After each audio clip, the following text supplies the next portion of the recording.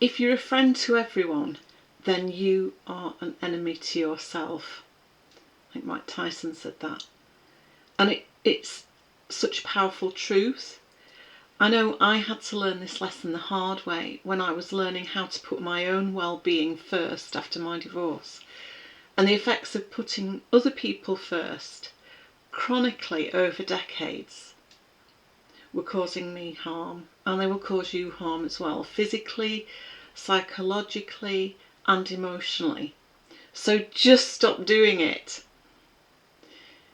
As if it was as easy as that. So does saying no to someone fill you with dread? Do you end up saying yes because it feels so bad to say no? Have you ever been told you need to be firmer with your boundaries? Or maybe like me, you didn't really know what that meant. Or maybe you've been thinking, I need to be more assertive. Do you often feel overwhelmed at all the demands that have ever been made of you? Or can you remember a time when that was true? If so, then you may be suffering from chronic people pleasing. It's okay. You're in the right place to understand why it's important to end this habit right now and start creating an authentic, connected life from here on in. That's what I managed to do for myself. After all my life suffering from this chronic condition, healing people pleasing, aka the disease to please, became an integral part of my transformation after my toxic divorce. And this week I'm going to share with you actionable steps to help you break this soul destroying habit forever, so you can start living a joyous and authentic life from now on. So hi, if we haven't met before, I'm Sarah and I'm thriving after living with the effects of and overcoming lifelong narcissistic abuse. And I also help women get their amazing lives back on track after toxic divorce. So I think we can start by getting a clear understanding of what boundaries are, because this understanding, or lack of it, is the basis for people pleasing. And this is something I had to learn at the age of 50. It can seem daunting, but once you get this, it will be easier to understand. Understanding boundaries is a key foundation to begin the end of your disease to please. Boundaries are your preferences. So in some ways it's very simple, isn't it? It's also being able to state your preferences confidently and understanding that your preferences are important, irrespective of what people say about them. So how did I end up becoming a people pleaser, and how did you? It's really important to understand that what lies at the root of your people pleasing, and when we become aware of the root causes, it helps us to shift to a much more empowered place, which is what we want if we're going to start living our best life ever. We need to stop living in survival mode, which is the embodiment of people pleasing. I have to give to get something in return. And move and shift to thriving. So the root cause of my people pleasing began in childhood, and I was raised by a narcissistic mother, and her idea of socialising her daughters was that they should not be selfish and they should put other people's needs before their own, especially hers. Because that's not being selfish at all, is it? And that basically says it all. So if you were raised by a narcissistic parent, my heart does go out to you. But even if you were blessed with a mother that wasn't narcissistic, it's often part of our upbringing and socialisation process to be good girls and not to make a fuss and annoy the grown-ups and do as we're told and so on.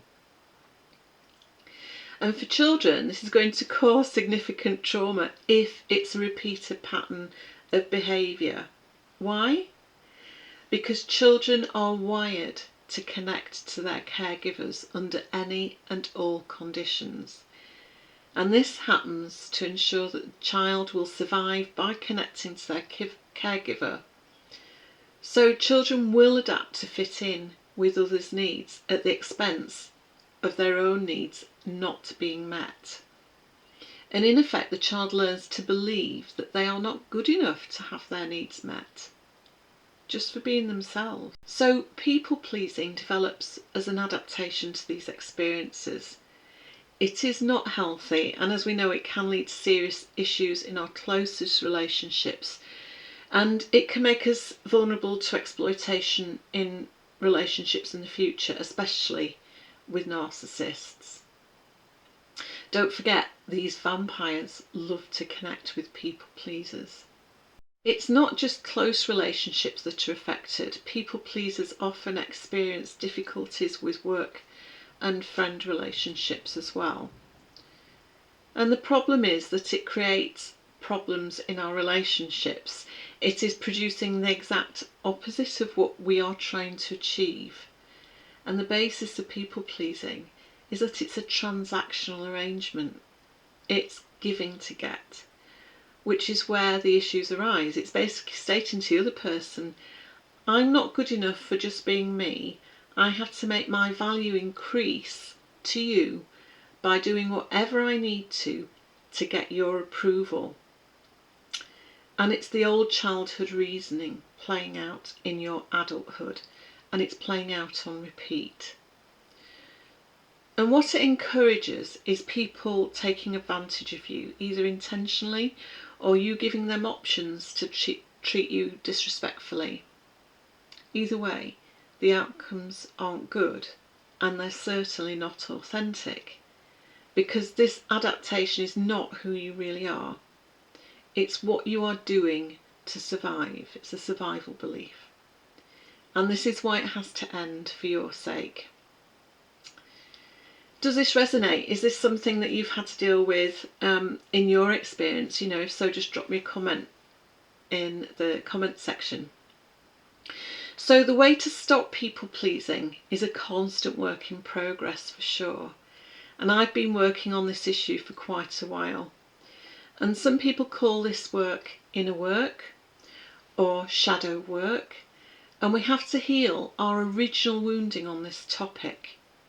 Clear our subconscious programming, and we're able to do this when we look with curiosity about the times when it has happened and reflect on why episodes of people pleasing happen.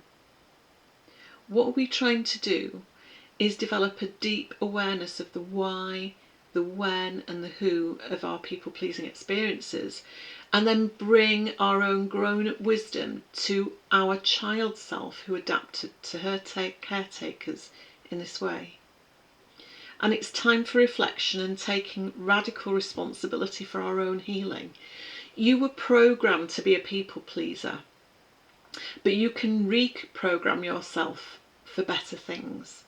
So here are 7 steps you can take to begin to heal this disease in your life. So I hope you're taking notes. So number 1, decide and commit to creating authentic connections that honour your feelings and preferences. Let go of any connection that drains you of your life force and has no respect for your boundaries. Number 2, work on your early programming and socialisation that you acquired from your family of origin. And this can be done by any method that reprograms your subconscious beliefs and early coding. Number 3, establishing the belief that you are good enough to have your needs met just as you are and because you exist. It's your birthright. End of. Number 4, understand that when you choose to honour your preferences, that you also honour other people's. It's a two-way street. It provides clear feedback about how people interact with you. In other words, clear boundaries, respecting our own and others' boundaries or preferences. Number 5, understanding that no one person can meet all of our needs, that we have to be able to understand and meet our needs ourselves. Number 6, understanding that people pleasing will cause us to feel overwhelmed, and that means we can't be of genuine and authentic help to anyone else. We cannot pour from an empty cup, and we must put on our own oxygen mask in order to be of help to others. Lastly, number 7, when we can show up in life meeting our needs and cultivating authentic connections to others, we can become a powerful role model to all our loved ones about how to show up in the world in a healthy, authentic and meaningful way. By learning how to create a thriving lifestyle, we can inspire others around us to do the same. Understanding and implementing all of these points will have an immediate effect in how you show up for life, and it will bring changes and shifts.